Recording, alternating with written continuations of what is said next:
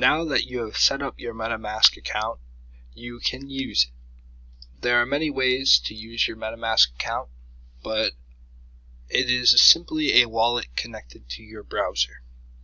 I do not have any funds in here, but I could add funds by clicking buy and using Wire. Clicking this link will allow you to buy however many US dollars worth of Ethereum you desire. But if you want to spend that money, you can go to OpenSea.com.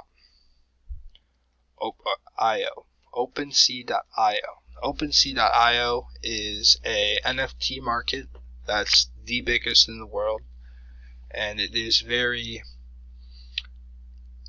trustworthy since there are not many NFT marketplaces out there at the moment.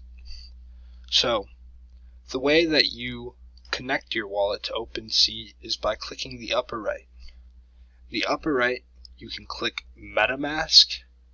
Once you do this, it will not immediately import your wallet like it did for me, but instead it'll pop up a MetaMask notification, which looks like this, and you have to click sign and then connect.